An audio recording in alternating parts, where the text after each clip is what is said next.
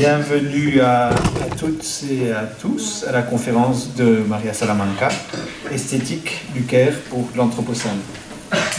Beaucoup de notions à développer et on est curieux de découvrir les développements.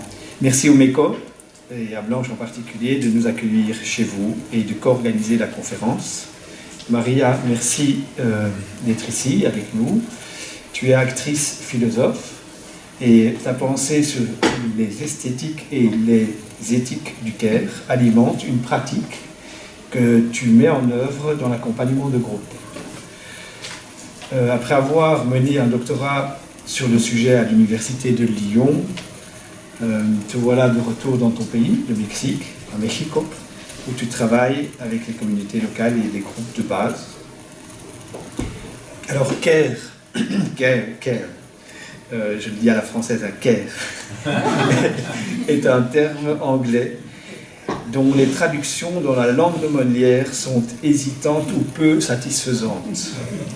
On pourrait résumer le Caire comme une disposition à l'attention, à la sollicitude et au souci, jusqu'aux actes même de soi. Voilà. Mais il n'y a pas un terme aussi juste que le terme Caire, donc on continue à dire Caire.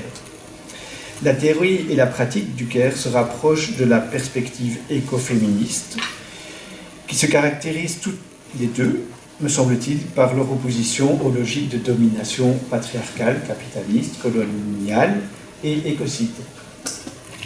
Il y a aussi la dénonciation commune de l'invisibilisation et le mépris porté dans la société contemporaine à l'égard de toutes les activités de soins, de production et de reproduction sociale essentiellement assumées par les femmes. En mettant l'accent sur la vulnérabilité de tous les êtres vivants et en soulignant leur interdépendance comme des faits constitutifs, il me semble que l'éthique du Caire s'inscrit parfaitement dans ce mouvement contemporain, puisant ses racines chez Karl Polanyi, qui vise à réenchasser ou réencastrer les activités économiques, la subsistance, les échanges, la production, les échanges dans les sphères sociales, la société des humains et dans l'ensemble terre, le vivant et le reste.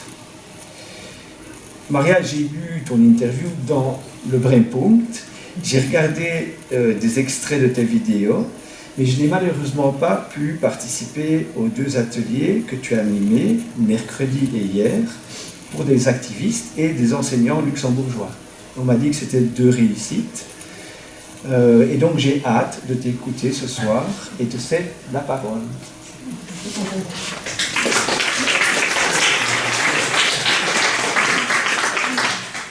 Merci. Hola a todos. Bonjour à toutes et à tous. Je suis très contente d'être ici. Je vais mettre la technique parce qu'on va enregistrer, sinon ça va être très compliqué. Là, je pense que ça va mieux. Et je suis très contente d'être ici. Et je suis très contente pour plusieurs raisons. D'abord parce que c'est ma première fois au Luxembourg, en général. Donc ça fait toujours sympa. Et après, c'est, je pense, je ne sais pas si la première, mais une des peu fois que je peux faire les 2 choses. Je peux faire les ateliers, la pratique, mais aussi la conférence. Donc normalement, ça dépend où je suis. Je dois faire soit la conférence, soit les ateliers. Et il faut choisir. Et pour moi, choisir, vous allez voir, c'est difficile. C'est comme me demander de choisir entre mes enfants ou quelque chose comme ça. C'est très très dur pour moi. Je ne sais pas ce qui est mieux. Parce que vous allez voir, c'est une partie de ce que je veux vous présenter. C'est une partie de moi, c'est une partie de la personne que je suis. Et pour ça, avant de commencer, je vous demande de préparer un peu votre écoute. Parce que moi, je ne suis pas moderne. Et je n'ai pas ambition de l'être. Donc, je ne vais pas être claire et distante. Non. Je suis la folie, le côté du sauvage, tout ce que la modernité a essayé de tuer. Ça, c'est un peu ce que je représente ici. Donc, je ne veux pas avoir la logique que peut-être c'est compréhensible. Donc il faut m'écouter, il faut m'entendre autrement. Donc c'est la première chose que je vous dis. Donc les femmes mayas, quand elles finissent de prendre la parole, elles disent « En fait, voilà ce qu'il y a dans mon cœur ». Donc je vous demande de préparer votre écoute par le cœur. Parce que je ne vais pas vous présenter 3 choses que j'ai présentées à la fac de philo pour avoir un diplôme. C'est une chose un peu plus compliquée pour moi et un peu plus sensible. Donc là, on y va. Donc les titres compliqués. Et j'aime bien que ça soit un peu obscur. Je ne sais pas. Ah, là, parfait. Ah. Mais comme je sais que c'est difficile de comprendre en fait comment on interprète l'autre, je me sens toujours de vous dire un peu plus. Parce qu'il y a cette idée moderne qu'entre vous et moi, il y a une transparence. Parce que je peux parler français. Et donc, on peut croire qu'on arrive à se comprendre. Et on peut croire qu'on peut tout traduire. Donc, je vous l'ai dit déjà, il y a de l'intraduisible. Depuis mon expérience, ma langue, il y a des choses que je n'arrive pas à dire tout court, même en espagnol. Et je vais vous parler des choses que j'ai faites, et pas seulement des choses que je suis, et pas nécessairement des idées. Donc là, il faut aussi avoir ce côté traduction qui va être très important. Donc qui je suis? D'abord ici, je dois commencer par dire que je suis mexicaine. Et ça dit déjà quelque chose de la relation qu'on a. Mais je suis formée d'abord comme actrice de théâtre. Et ma pratique corporelle est un peu l'inverse de ce que les gens croient. Les gens croient que je ai décidé et je les teste dans la pratique. En fait, c'est tout l'opposite. En fait, je fais des choses qu'après je dois penser. Donc, je fais des choses, des ateliers, et après, il me faut penser. Donc, ce que je vais vous présenter, c'est l'après. La racine est la pratique. Et la racine est dans le corps. Je suis philosophe. Je ne sais pas pourquoi, c'est compliqué, mais ça, c'est une autre conférence. Après, je suis femme. Et ça marque beaucoup mes expériences dans la vie. Parce que je suis formée et interprétée en tant que femme.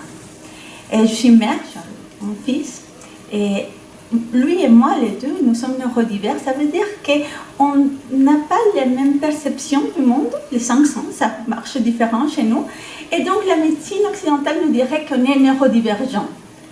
Moi, j'aime pas la normalité, je ne crois pas que ça existe. Donc moi, je me dis plutôt neurodiverse. Donc on est différents. Et donc, mais ça, c'est pas seulement mon expérience en tant que personne, mais c'est aussi mon expérience en tant que mère. Et donc, quand on parle du cœur, ça va être très important. C'est pour ça que je pense qu'il faut dire ça. Donc, qu'est-ce qu'on va faire? Donc, on va essayer de comprendre le titre. C'est ça les plans. Sur quoi elle va parler. Donc, on va seulement essayer de rester au titre. Donc, on va commencer par le cœur, qui est le mot pourquoi, en fait, on garde l'anglais. Donc en fait, c'est parce que, et c'est en espagnol pareil, je aurais été un peu moins coloniale et garder l'espagnol, mais personne, normalement, arrive à comprendre ce que je veux dire si je dis cuidado. Donc en fait, en espagnol, le mot a le même double sens qu'en anglais. Donc c'est cette idée d'une disposition sensible, l'effet de faire attention, et l'effet de faire attention, c'est une perception sensible. Se rendre compte des besoins d'autrui. Parce qu'en fait, l'argument le plus puissant pour ne pas soigner ou faire exercer les cœurs, c'est pas nécessairement que je suis une mauvaise personne et je veux te faire du mal. En fait, l'argument le plus puissant, c'est ce que Joan Tronto a nommé l'indifférence des privilégiés. C'est de dire, mais en fait, je ne me suis pas rendu compte que tu avais un besoin. Mais tu aurais dû me dire. Je t'aurais aidé, mais moi, je ne suis pas en charge de me rendre compte. Donc, cette prise, cette attention aux besoins d'autrui, c'est cette dimension qui est cachée. C'est pour ça qu'on garde l'anglais. Donc, quand je dis c'est une disposition, c'est cette disposition sensible. Et après, bien sûr, c'est un travail. C'est les faire. Donc, ce n'est pas seulement l'effet de se rendre compte, mais de répondre aux besoins d'autrui. Donc ça, c'est Virginia Held, c'est une philosophe américaine qui l'a conceptualisé comme ça. c'est un peu plus compliqué. Donc, on me demande ma définition du cœur, c'est pas simplement ça. Parce que j'ai appris avec mon fils et avec la vie et avec moi-même que parfois les cœurs, c'est même pas des actions, ce sont des omissions. En fait, je soigne quand je ne te corrige pas, par exemple. Ou je soigne, je prends soin quand, par exemple, mon fils il commençait à marcher et je l'ai laissé peut-être tomber. Et apprendre. Donc, parfois, faire attention, ce n'est pas seulement répondre aux besoins, mais accompagner les chemins. Donc, ça dépend en fait.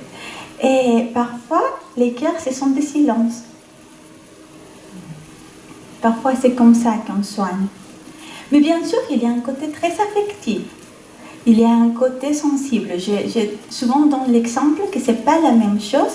Si par exemple, je perçois que vous avez faim, et donc je vais préparer à manger, mais je peux vous lancer la nourriture. Mais ce n'est pas du bon soin, ce n'est pas du bon cœur. Donc c'est la façon de le faire. Donc parfois, quand on travaille par exemple avec les concepts marxistes de la reproduction de la vie, en fait, ce qu'on cache, c'est que ce n'est pas seulement le travail. Le travail, ça va, c'est bien de le faire, mais ce qu'on est en train de penser et de sentir ici, c'est les comment. Donc, ce n'est pas seulement la réponse aux besoins, mais quelle réponse. Donc, c'est une réponse, quand on dit en espagnol, c'est très simple parce qu'on a l'adjectif cuidadosa. Donc, c'est une réponse soigneuse et c'est une réponse qui prend en compte l'autre personne. Ça veut dire que ce n'est pas la même réponse pour les mêmes besoins chez chacun d'entre vous. Parce que vous savez, différentes personnalités, différentes sensibilités, parce qu'aussi on a des codes culturels différents. Donc hier j'ai appris dans l'atelier qu'au Luxembourg c'était poli par exemple de ne pas imposer une réponse, une solution aux autres, donc de laisser tranquille un peu, c'est poli.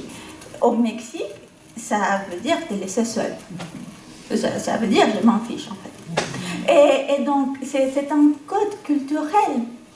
Et donc là, c'est pas la même chose. On n'a pas les mêmes. Donc, ce que j'attends de vous, c'est pas la même chose nécessairement qu'une autre personne ici.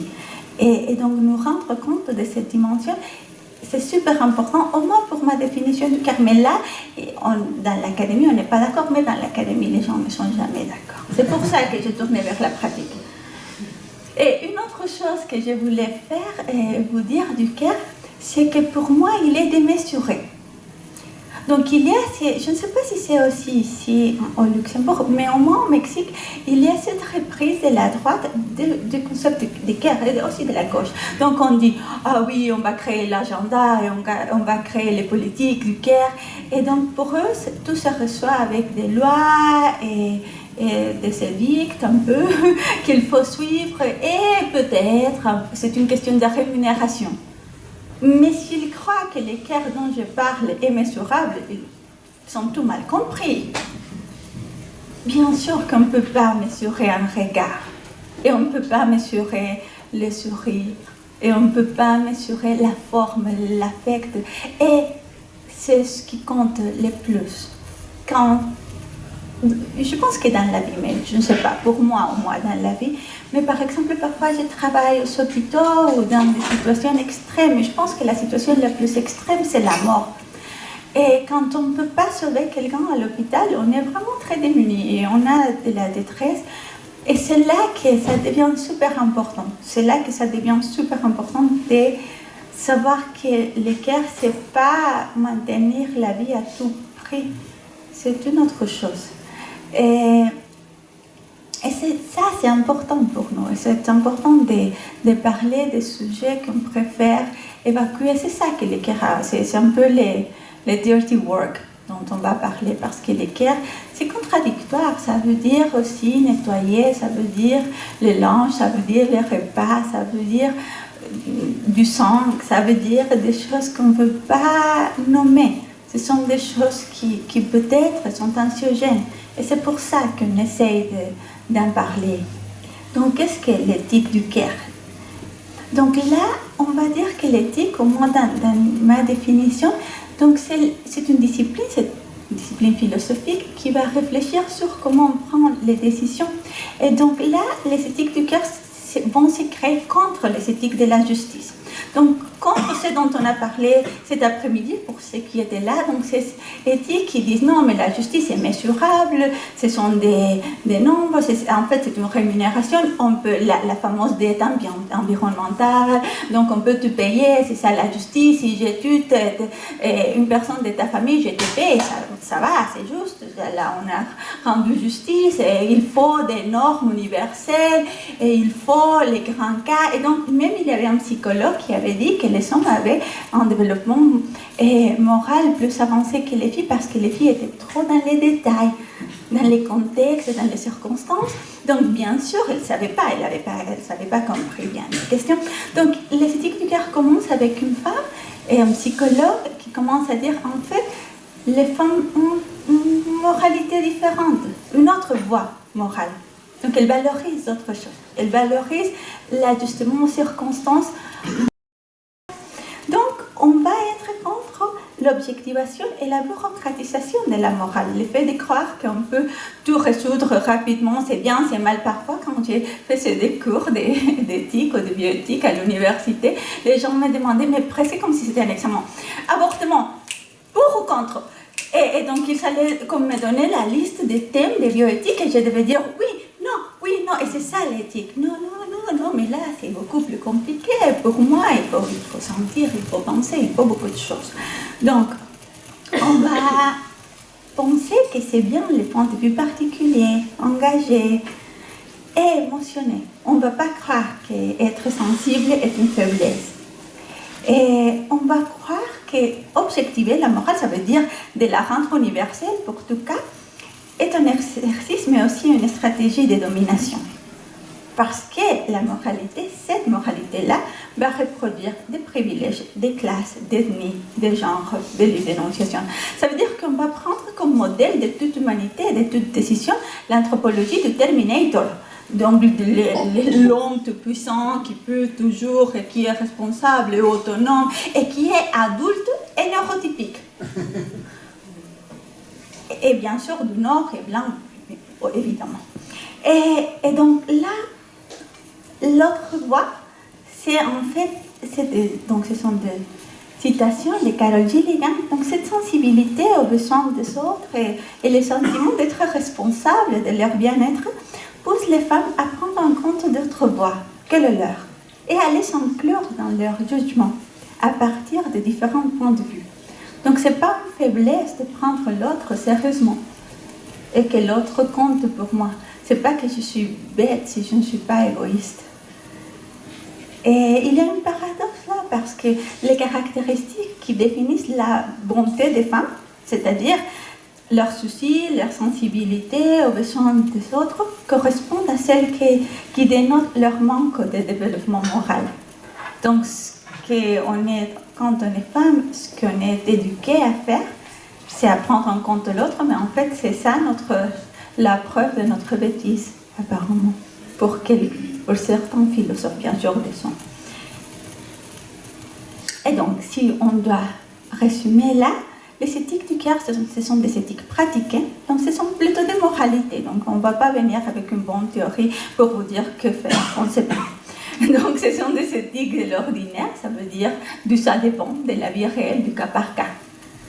Et elles se passent dans l'informalité. Donc, pour moi, il faut, quand je fais des ateliers, je fais ressentir cette incertitude et cette incommodité morale. Parce que pour moi, c'est ça la source de cette éthique de l'ordinaire. Donc, on doit choisir, mais ce n'est pas si clair que faire. Donc, une chose qu'on fait dans les ateliers, c'est de nous arrêter dans l'incommodité. Et bien sûr, ça met tout le monde inconfortable. Et là, je sens que tout le monde est à égalité, on peut commencer un atelier. Donc, on a une distinction privée-publique, donc contre l'individualisation de la morale. Et bien sûr, contre l'idée que la société ou la politique ou l'économie ou vous nommez ce que vous voulez, soit amoureux. On croit que tout le monde doit nous rendre compte de leurs choix et des valeurs qu'ils ont utilisées, au moins. Et donc, on va valoriser les contextes, les émotions et bien sûr les liens en tant qu'une valeur pour la vie. Mais là, ce sont les éthiques du cœur telles qu'elles ont été un peu développées par moi, mais plutôt par les Nords. Ça, je l'ai appris plus ou moins dans la faculté. Mais ça ne suffit pas pour nous. Il fallait tourner un peu plus cette question. Donc là, el giro décolonial, ça veut dire qu'est-ce qui se passe si on met la théorie décoloniale avec ça? Est-ce qu'on pourrait être des amis ou pas? C'était un peu ça ma question de thèse. Est-ce qu'on peut faire des amis entre les décoloniaux et ça, ou on est trop différents? Donc, ce qu'il faut savoir, c'est d'abord que pour nous, la proposition décoloniale se présente comme une option et pas comme une imposition que prétend occuper les lieux de l'adversaire. Tout au contraire, la proposition décoloniale veut montrer que l'adversaire est toujours une option.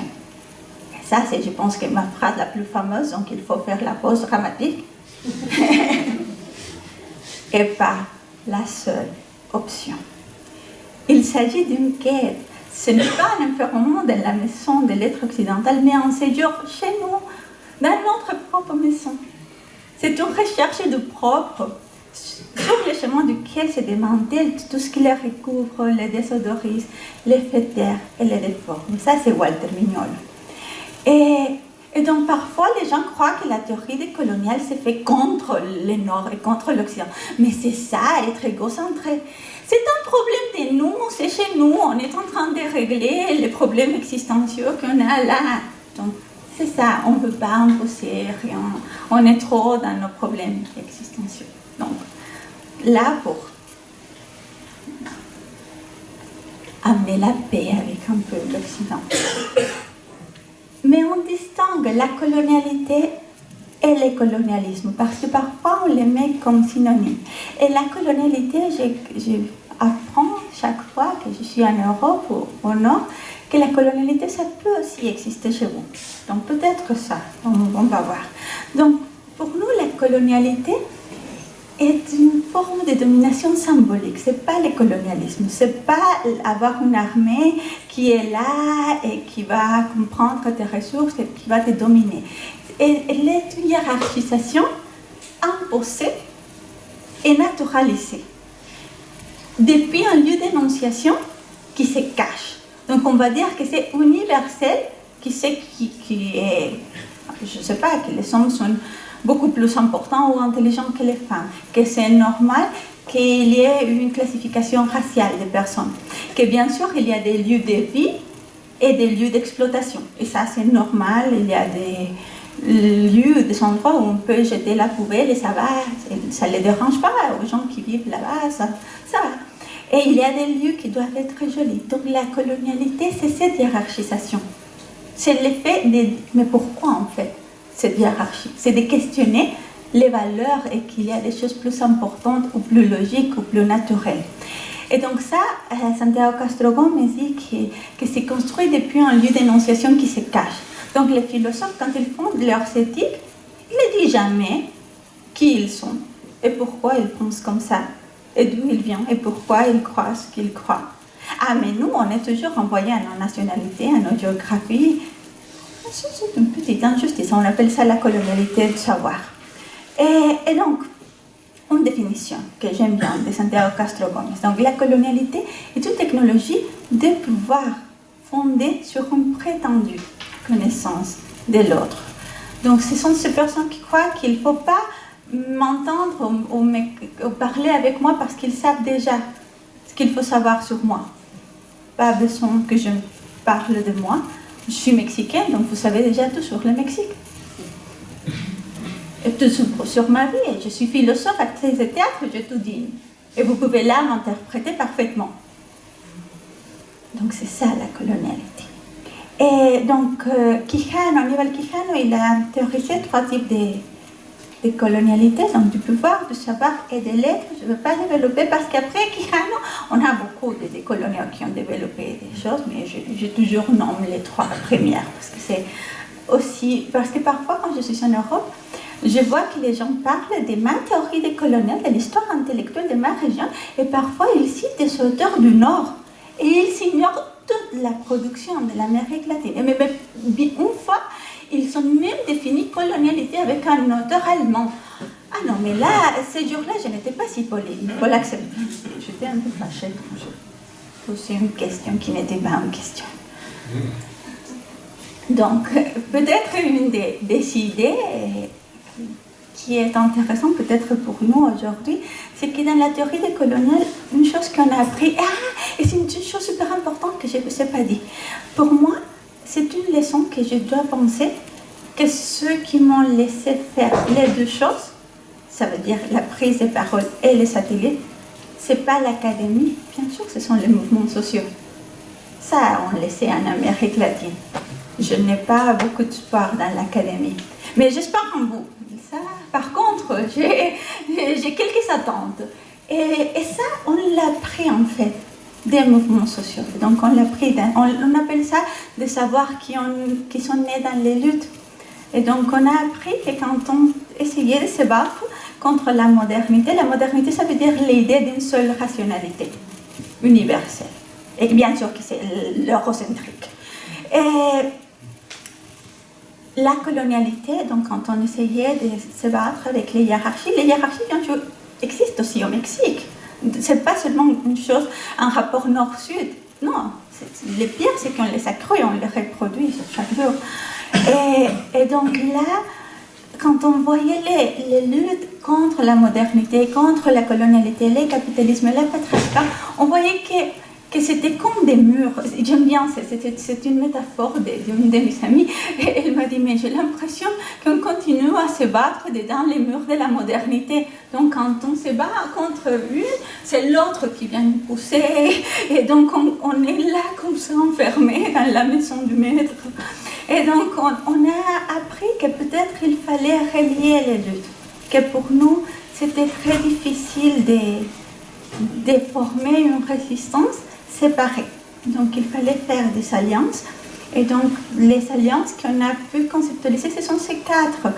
Mais pas que. Parfois je pense qu'on pourrait peut-être faire des nuances ou les élargir. Donc seulement pour vous donner quelques pistes de comment cela affecte les crises, surtout les crises d'habitabilité ou environnementales. Je vous ai mis quelques mots pour peut-être développer une conversation après. Donc la modernité, ça veut dire qu'il faut être réaliste. Et donc chaque fois qu'on présente une alternative, non, c'est pas réaliste parce qu'être réaliste, c'est continuer à reproduire le système. C'est ça la modernité. Et après, le colonialisme se montre quand on continue les modèles de la mine et de la plantation conforme des relations avec autrui, celui qui est subalternisé, et on pense que c'est seulement la logique. Mais on dit ça, la rationalité en économie. Et donc si tu n'es pas comme ça, tu n'es pas rationnel, et donc là on ne peut pas parler. Et bien sûr, le capitalisme, et ça je ne dois pas vous expliquer parce que je pense qu'on a beaucoup parlé là, mais bien sûr pour moi, ce qui est important du capitalisme, qui parfois se cache, c'est que le capitalisme aussi, en éthique, implique que tout est échangeable.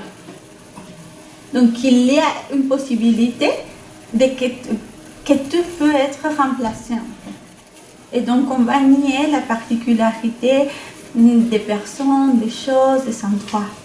Et bon, le patriarcat, ça, c'est un des concepts, je pense, que les plus exportés des féminismes communautaires, Maya, Kitche, donc les concepts de cuerpo territorio. Donc ça veut dire que la domination, elle disait, et ce sont des savoirs de lutte. Donc elle disait par exemple, Lorna Capnal, quand on était en train de se battre, par exemple pour les droits de la nature ou pour le territoire, mais parfois c'était les mêmes qui étaient dans la manifestation qui reproduisaient les violences contre les femmes de la collective. Donc on ne pouvait pas croire qu'on pouvait être si juste. Il y a une phrase qui est très sympa dans l'Amérique latine qui dit que dans la rue, ils sont Elche, mais chez eux, ils sont Pinochet. Donc ça, on comprend un peu la blague. Et donc c'est un peu ça. Et donc, la domination du corps de la femme, c'est en fait, c'est pas moderne, donc ça peut marcher dans les deux sens. C'est soit une prolongation de la même domination sur les corps des femmes et après le territoire, ou à l'inverse, parce qu'on n'est pas moderne, donc cette hiérarchie avec quoi on commence, c'est pas comme ça que ça marche.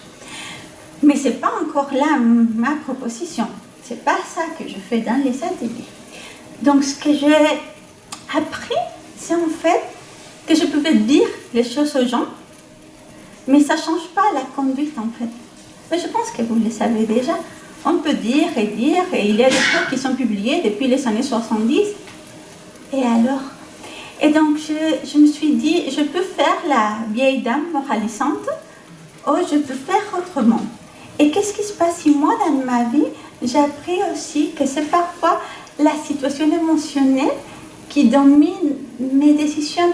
Par exemple, si je me sens trop timide, je ne dirais pas une chose peut-être, même si je le savais. Parce que j'étais timide et c'est pas grave pour moi de gagner tout le temps, donc non.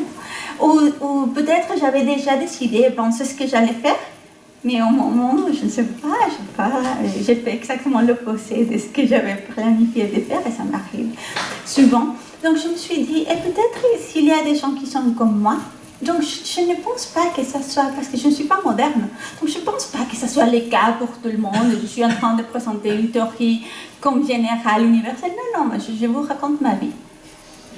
Donc j'essaie de théoriser pour me rendre intelligible à moi-même. Et donc je me suis dit, mais si peut-être, c'est pas que je sois complètement folle, mais que les émotions ont un poids dans nos choix. Et qu'est-ce qui se passe si je ne le dis pas, mais je le fais à travers du théâtre? Donc il y a une phrase que j'adore de José Martí qui dit qu'en fait faire est notre façon de dire. Donc qu'est-ce qui se passe si on commence déjà à agir? Donc j'ai commencé à mélanger ma pratique, ce que je viens de vous raconter, avec ce que je fais dans le théâtre. Et donc, première chose importante, la racine de ce que je vais vous raconter est la pratique, et pas le contraire. C'est né de la théorie critique latino-américaine, et bien sûr particulièrement du théâtre de l'opprimé, qui n'est pas seulement une pratique, mais une théorie aussi, donc il faut reconnaître. Et donc là, j'aime bien cette phrase de Maria Galindo parce que ça montre bien ce qu'on est en train de faire là. Elle dit, la réaction consiste à réfléchir et à discuter. Nous pensons que l'action ne consiste pas seulement à réfléchir et à discuter, mais aussi à agir. Donc on est là. Et donc je commençais à travailler, à interpréter ma pratique de théâtre de participation en tant qu'esthétique décoloniale. Donc qu'est-ce qu'une esthétique décoloniale? Donc le mot esthétique peut avoir le sens colonial des beaux-arts, des règles du bon goût, du musée, de l'art, mais ce n'est pas bien sûr notre esthétique décoloniale, nous sommes des sauvages, c'est impossible. Donc on va reprendre les mots grecs et donc on va croire que l'esthétique c'est la sensibilité. La sensibilité dans les deux possibles significations que cela peut avoir. Donc la perception, les cinq sens, mais aussi la construction sociale, l'interprétation, la construction des sens de ce qu'on vient de ressentir. Donc c'est ça, c'est ça une esthétique décoloniale. Donc, parce que comme l'autre esthétique, l'esthétique coloniale, elle est la plus puissante. Donc Walter Mignolo a dit que si on reprend les mots grecs dans la racine, donc on appelle plus ou moins ça une esthétique décoloniale, mais ce qui est décolonial aussi, c'est qu'on la pratique. C'est pas une chose qu'on dit, ça va. Dire, c'est facile. Non, on fait. Et donc, c'est ma pratique de théâtre de participation. Donc, le théâtre de participation, je vais vous parler très très rapidement, ce sont les sociodrames, le théâtre de l'opprimé, le théâtre spontané et le playback. Et on croit 4 choses. D'abord, que notre réalité, elle est métaphorique. Qu'on n'a pas un accès, on va dire, direct à la réalité, qu'on travaille et on vit avec des interprétations. Mais ces interprétations qu'on vit sont structurées par le système moderne, colonial, capitaliste et patriarcal. Donc on a une tendance à interpréter, à vivre comme ça. Et donc c'est pour ça qu'on a la sensation de que c'est le monde. Mais on a des possibilités. possibilités de création et d'imagination et d'échanger ces métaphores et ces images avec lesquelles on pense et on vit et on agit. Et la dernière, et c'est super important, on ne vient pas vous civiliser ou vous coloniser. On est là pour partager et pour construire, mais on n'a aucun intérêt à vous convaincre. Jamais. Donc ce que je fais, je ne peux pas le faire.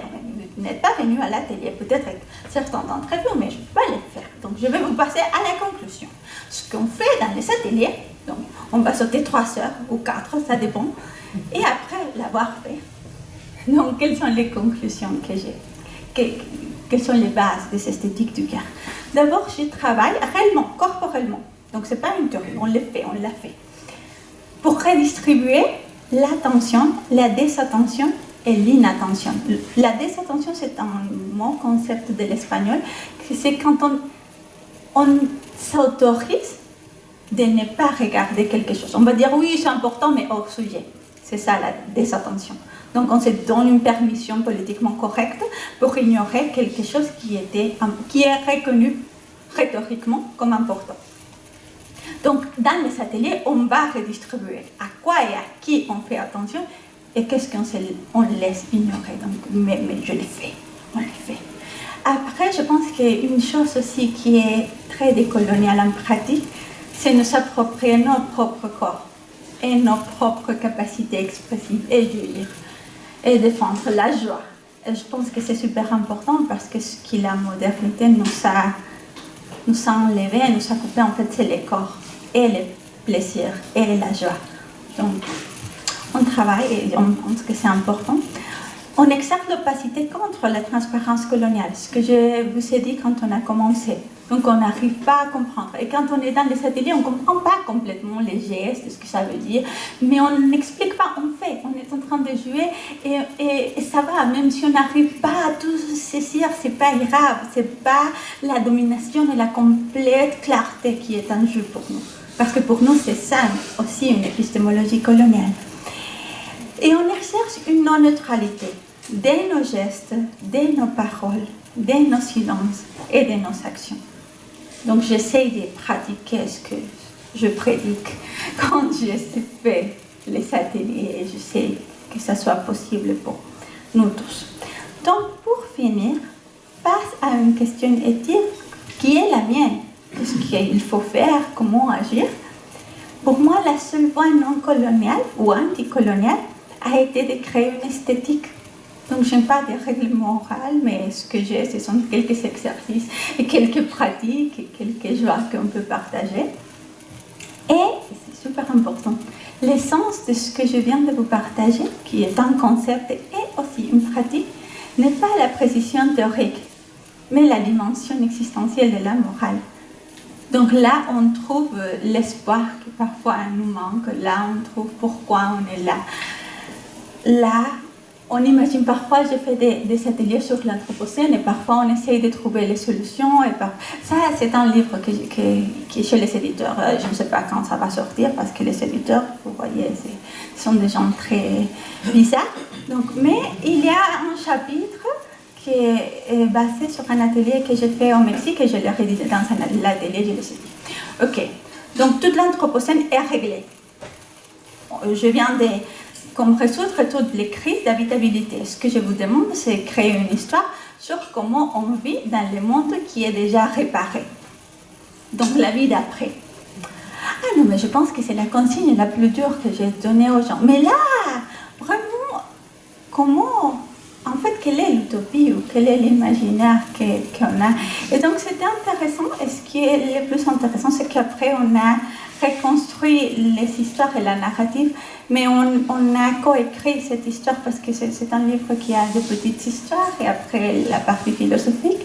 Donc, mais cette partie a été coécrite avec les personnes qui sont venues à l'atelier. C'était sympa parce que la réflexion continuait quand on essayait de qu'est-ce qu'on va raconter, qu'est-ce que les gens vont interpréter s'ils disent ça. Et donc, ce qu'on a appris, en fait, c'est que parfois sauver le présent et ce moment qu'on a ici, qu'on partage maintenant, parfois, si c'est pas en espagnol, on dirait si no cura alivia. Donc, si ce n'est pas la solution, au moins ça soulage. Et si on peut peut-être faire des espaces pour faire attention, pour regarder, pour partager la joie, peut-être que ça ne change pas le monde, mais peut-être si on change ce monde d'ici maintenant, peut-être que ça suffit pour un vendredi soir. Merci beaucoup.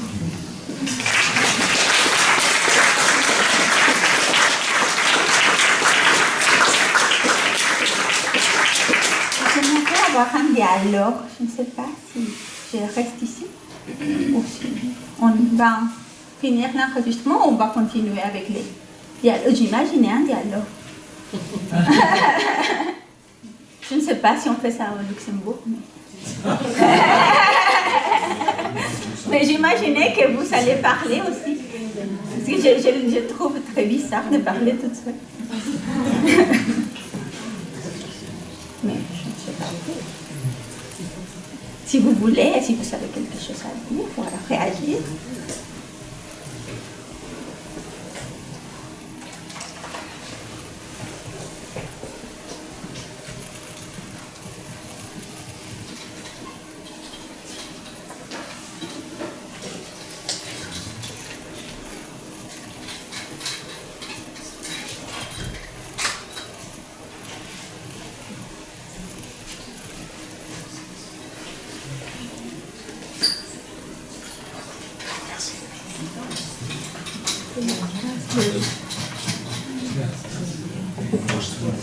Ah, super. Merci. Est-ce que quelqu'un souhaite réagir? Isabelle?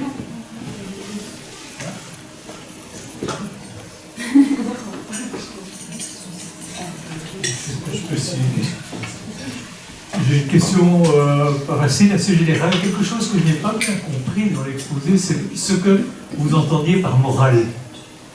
Et que vous repreniez à la fin aussi, je ne vois pas bien quel est le sens, c'est pas la morale classique, il me semble.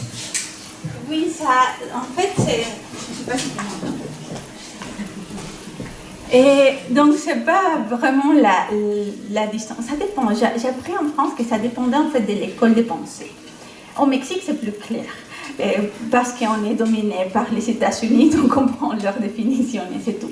Donc là, pour moi, au moins, et pour une partie apparemment de la philosophie française, mais pas toute.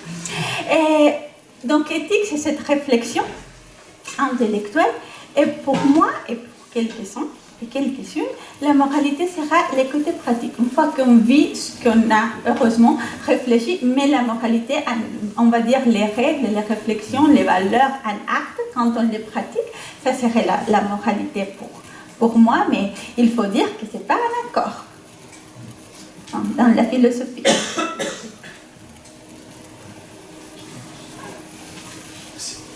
D'autres réactions, questions?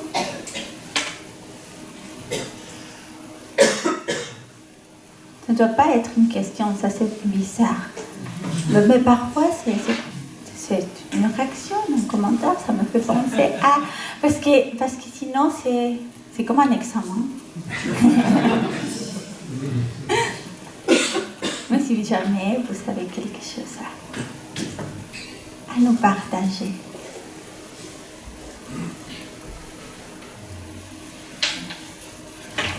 C'est vendredi soir, je dirais.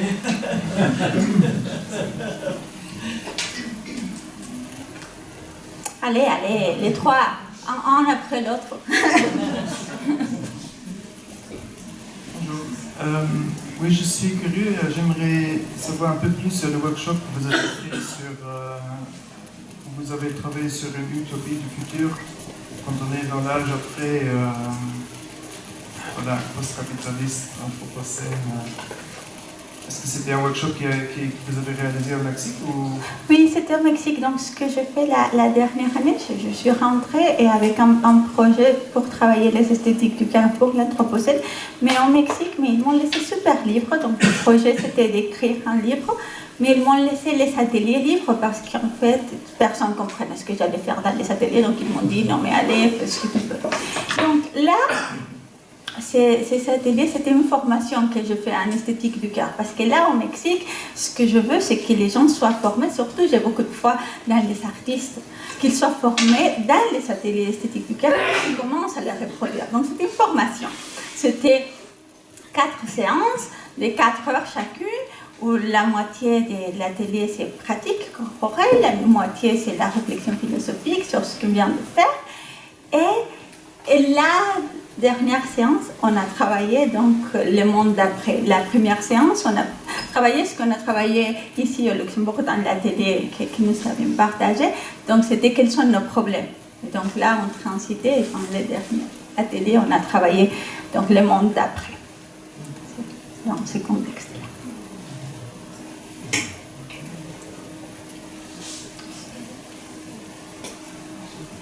Oui, en fait, je voulais demander dans la même direction, mais plutôt sur vos expériences là maintenant, dans les ateliers, comment les participants ont réagi, parce qu'en effet, j'imagine que face à ce travail-là, la réaction change du contexte culturel de façon assez significative.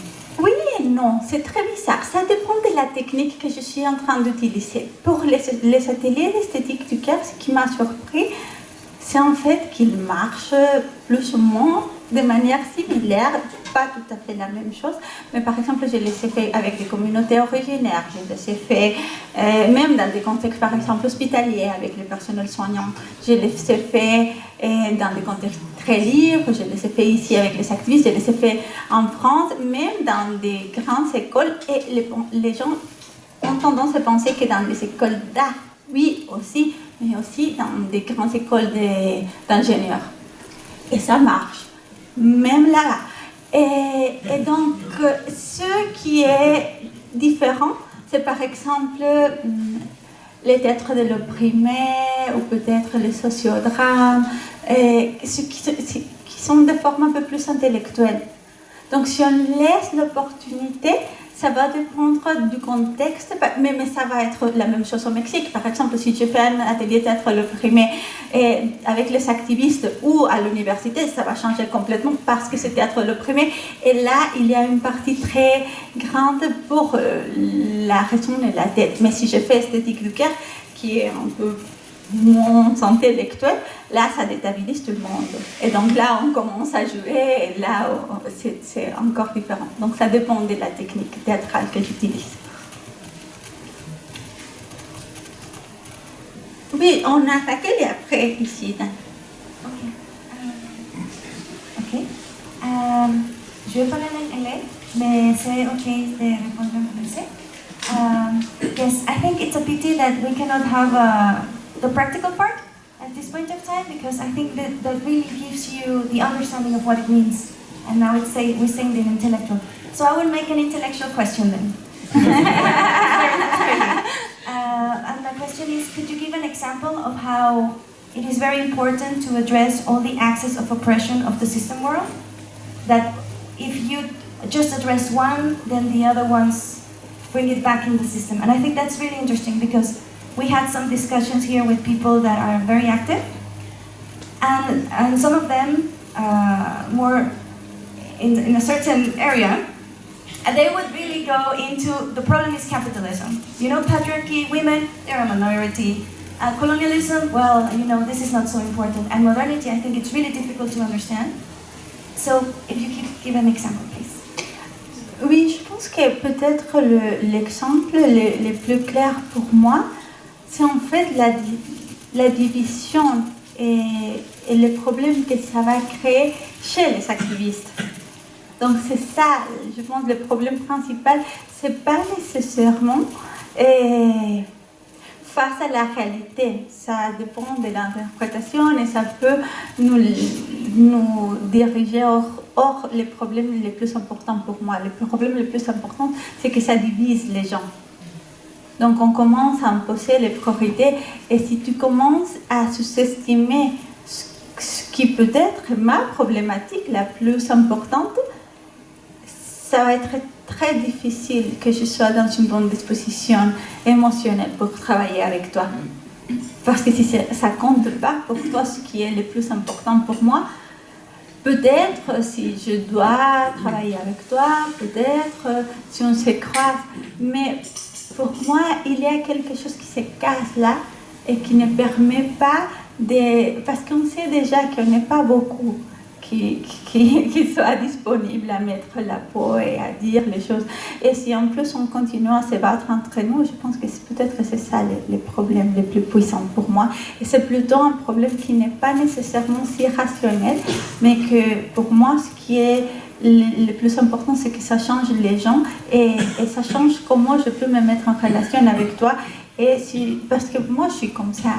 Et donc, il y a une fois, une chef que j'avais m'a dit « Ah, mais tu dois pas prendre les choses très personnellement, il faut que tu apprennes à prendre de la distance, c'est ça, être mature, et c'est ça, un peu quand elle était en train de me donner la leçon de comment il fallait faire, c'est génial. » Donc j'ai attendu la fin du discours moralisante qui venait m'éclaircir sur ce que je devais faire dans ma vie, sans l'avoir demandé, non, c'est toujours sympa.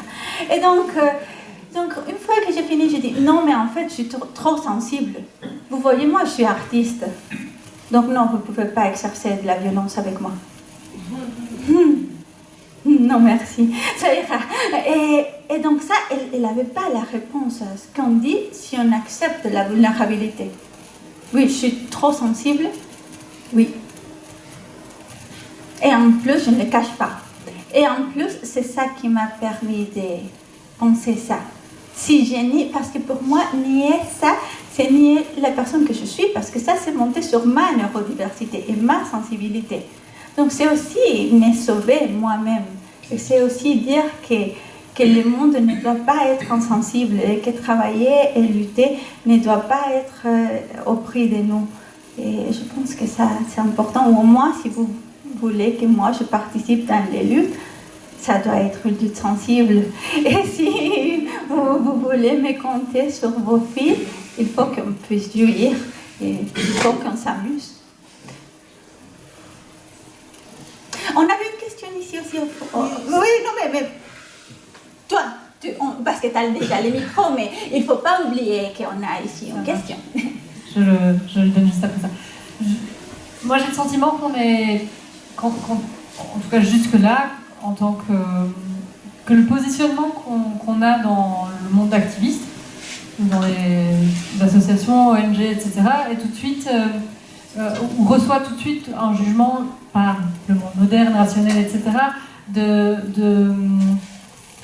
pas être objectif, ou le biais qu'on a est tout de suite un biais qui nous écarte d'un débat, puisque d'office, on aurait un biais sur le monde, sur la façon de le percevoir, et encore plus, quand on ajoute la colère comme émotion dans le débat, alors que cette colère, elle est nourrie par l'état du monde, par tout un tas de facteurs. Donc comment est-ce qu'on fait pour garder... Enfin, en tout cas, moi, j'ai fait un grand écart entre... J'arrive pas, en fait, à trouver ce positionnement qui soit audible, sur lequel on ne jette pas un discrédit, parce qu'on est, oui, d'office, biaisé et en colère. Voilà. Oui, non, je partage complètement ça. La première chose que je dois dire, c'est que moi, je suis discréditée pour les faire parfois. Ça dépend avec qui on parle. Donc, il faut le reconnaître, parce que sinon, ça semble comme que c'est un problème des autres. Et non, je pense que j'ai choisi les côtés subalternes. Et pour moi, cela implique d'être systématiquement subalternisée moi-même. Je ne suis pas en train de théoriser sur quelque chose que je ne vis pas. Et bien sûr, la modernité, le système monde moderne est la normalité et est le monde. Donc, ils jugent sans devoir s'expliquer. Pourquoi ils sont comme ça, pourquoi ce sont les valeurs, ça c'est la norme, c'est normal, c'est très réaliste, c'est grandir. Mais si on demande les explications, ils ne doivent pas s'expliquer. Mais nous, et comment les rendre audibles? La première chose, et peut-être la plus triste, qu'il faut savoir, c'est qu'on ne peut pas obliger les gens à nous entendre. Et c'est terrible, c'est frustrant. Mais ce que je fais, mais c'est un pari triste, c'est un peu pessimiste, avec un peu d'optimisme, c'est d'essayer d'être honnête et de dire la vérité, au moins sur moi et sur comment je vis ma vie. pour ceux qui veulent entendre.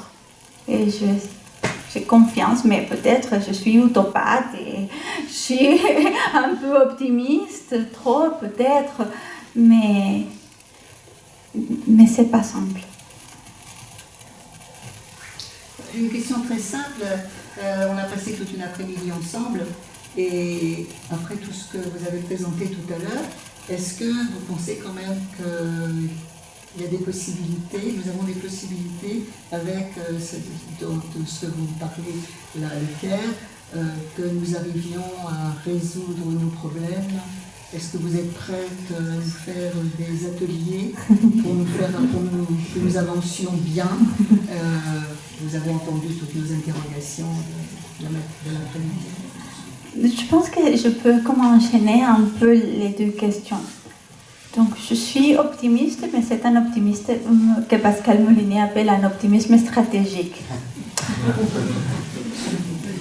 La plupart du temps, je suis un peu artiste dépressive et dramatique.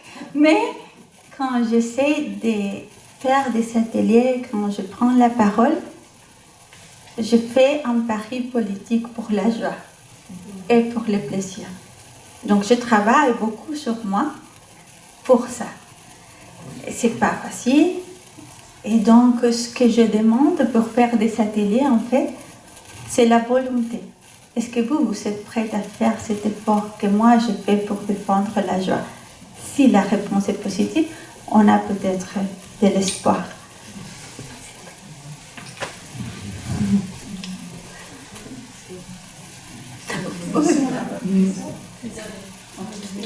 Et après, Isabelle. Oui. On est un peu anarchiste de toute façon. C'est un commentaire et aussi peut-être une question pour toi. Et aussi, profitant que je fais l'atelier le mercredi. Comment? Donc, je me demande, les gens qui participent aux ateliers, ils ont un but, non? Et j'imagine que c'est changer leur pratique après. Parce que c'est vrai qu'on réfléchit en faisant et on se rend compte de pas mal de notions pendant l'atelier. Alors, je voulais savoir si tu dis que les gens, les participants ont presque les mêmes réactions quand ils sont dans les ateliers, les enseignants, les activistes, les ingénieurs. Je voulais savoir si tu as le retour après, quand ils vont et ils changent leur pratique. Est-ce que là, tu arrives à voir les différences entre les différents genres de participants? Parce que j'imagine que là, vraiment, on peut voir la différence plutôt que pendant l'atelier. Oui, je pense que c'est une très bonne question parce qu'après, ce que je dis des ateliers, c'est pas vrai pour notre atelier parce que c'était peut-être de l'opprimé. Donc là, ça, c'est super différent dans chaque endroit. Donc, c'est vrai pour les esthétiques du CARE.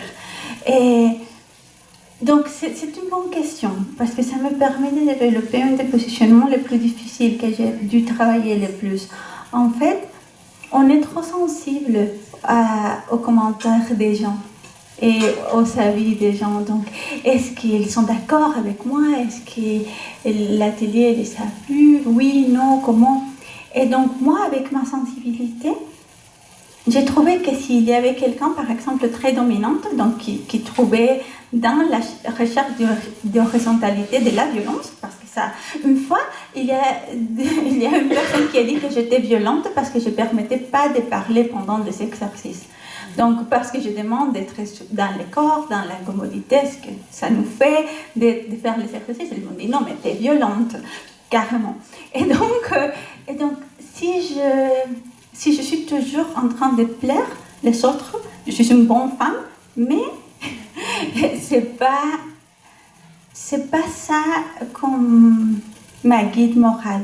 Donc j'ai décidé que pour que les critiques ne me touchent pas profondément et ne changent ça et ne me dépriment et j'arrête de faire les ateliers, je devais aussi être très prudente sur comment je prends les commentaires positifs aussi des ateliers.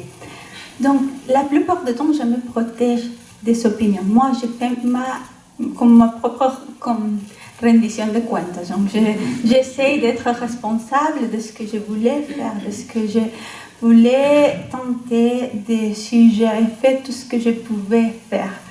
Et j'essaie de regarder dans les feedbacks, mais je dois faire confiance aux gens et à leur pratique après la télé. Mais parfois, oui, bien sûr, et ils viennent me dire après des choses, ou beaucoup après, quand ils commencent à les pratiquer, parce que parfois j'ai maintenant des artistes qui les font déjà. Et donc, oui, j'ai les retours, et oui, j'ai les retours très différents. Et ce qui est super intéressant, c'est ce qu'ils font avec les outils qu'on a partagés ensemble, et comment ils les utilisent, et dans quel contexte, qu'est-ce que ça donne. Donc c'est intéressant, mais en même temps, il faut, je pense, aussi une distance d'être toujours comme de créer notre identité et notre opinion sur nous dans les regards d'autrui. Donc comment ne pas être complètement narcissiste et donc dire que c'est seulement moi et mon avis et mon expérience qui comptent, mais comment ne pas, et comme j'étais formée en tant que femme, ma tendance est plutôt être complètement soumise à l'opinion que l'autre est sur moi. Donc c'est plutôt cette tendance que je dois comme gérer. Et donc ça, je suppose que ça dépend de comment on a été éduqué. Mais pour moi, c'est cette résistance et ne pas chercher comme l'approbation des gens. Oui, c'est une question par rapport à la vulnérabilité de vie. Je ne sais plus comment exactement tu as écrit ça. Ça m'a vraiment touchée au parler. La mort ou le fait que, oui, on est fragile.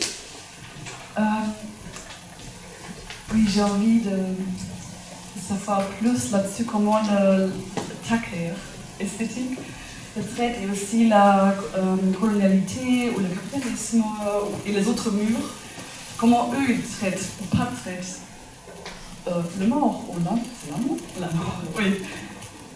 Oui, c'est vraiment une question.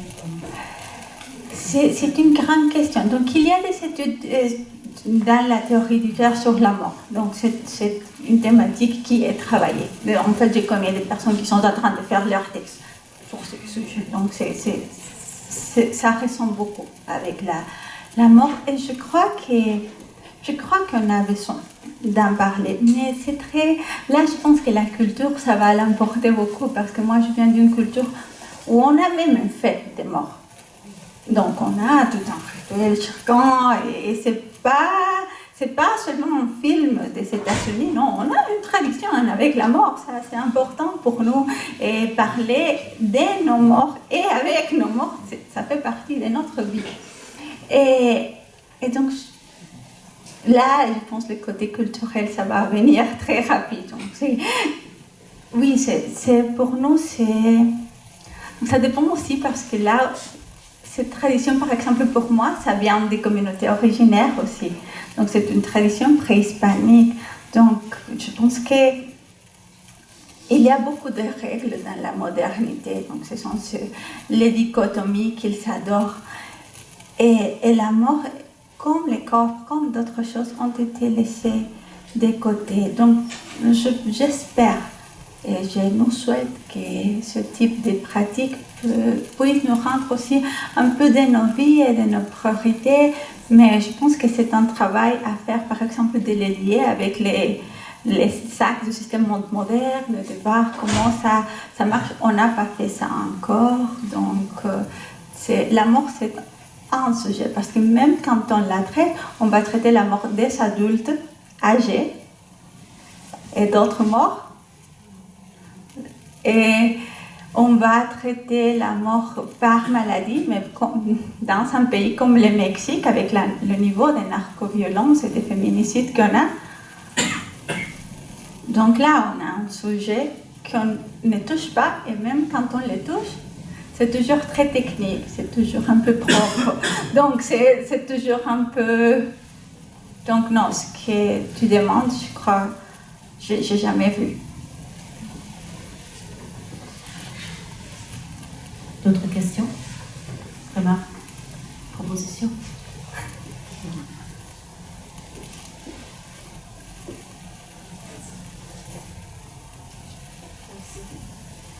Bon, c'est pas une question, c'est juste une réflexion. Moi, j'aimais beaucoup l'idée que nous sommes en relation avec les choses, les sujets, par des métaphores. Et donc, ça veut dire que la réalité est un ensemble de métaphores. Et donc, aussi, la narration est l'ensemble des métaphores.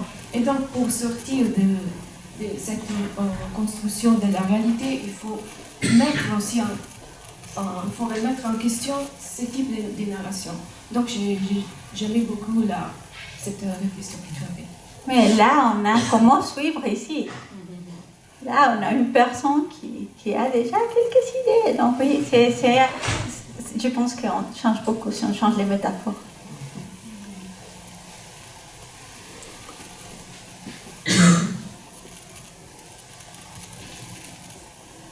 Je sens que ça y est. Parce que ça, c'est simple. Et il faut aussi être comme attentif à ça. Merci vraiment beaucoup de votre